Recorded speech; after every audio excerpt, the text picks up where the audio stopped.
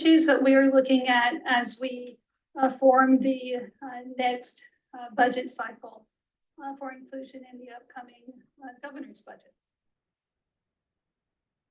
Issues that we are looking at as we form fairly well.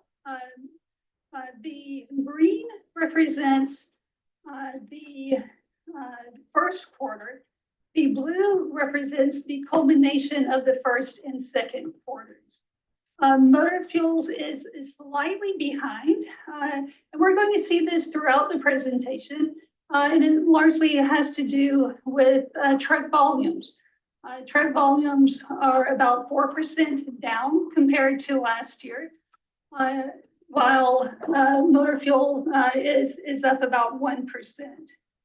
On the highway use tax, you know what, when we made the forecast last year, we were expecting, of course, a mild recession, a slowdown of consumer spending, and we have seen the opposite of that this year.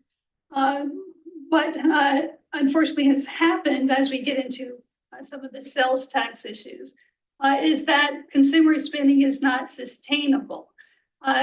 We have record levels of credit card debt increasing, as well as spending down of personal savings. With DMV, again, this relates back to trucks. We are down with truck licenses, international registration plates, and a couple other minor truck-related fees. With sales tax, we have 4 quarterly installments, but 3 of those installments come in the second half of the year, including the second this month. So you can see in the first quarter, there's no green bar because that quarterly payment was not made. And the next you have an overage realization of unrealized sales tax through that increased consumer spending. How do we stand overall based on the monthly targets that we set? And as you can see, we're fairly on target. We do have those truck fees having some slight influence on DMV. Again, sales tax is at that 25% because only one payment had come in. And so we're in very good shape for the year. What are we looking at moving forward? I'll start with fuel taxes in the chart. As you can see, fuel taxes are doing fairly well. They have dropped from the high of June of 2022, but the green is this confidence interval with where prices are heading, and that is due to the uncertainty with oil barges navigating through the Red Sea. What the forecast is showing is very positive.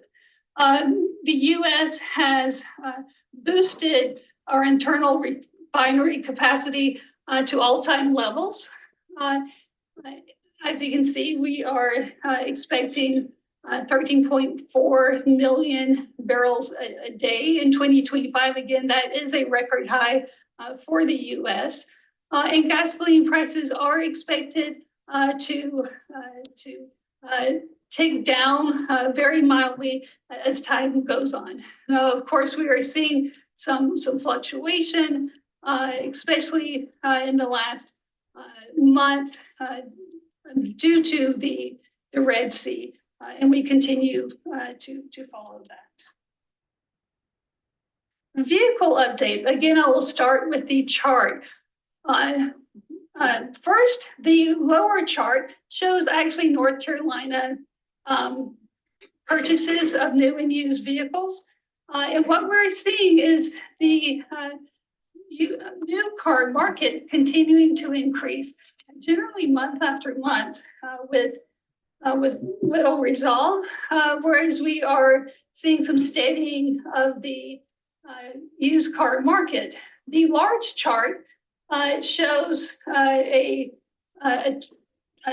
a 2-year analysis of where prices stand. So green is the big change, and that is electric vehicle prices.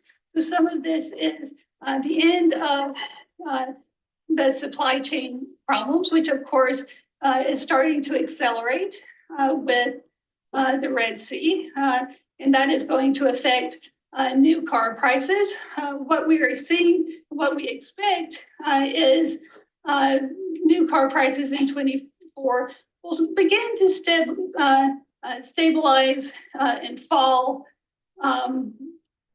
We don't know how much this is going to play into reality, because we do know cars from overseas will incur those additional shipping costs. And I give you some figures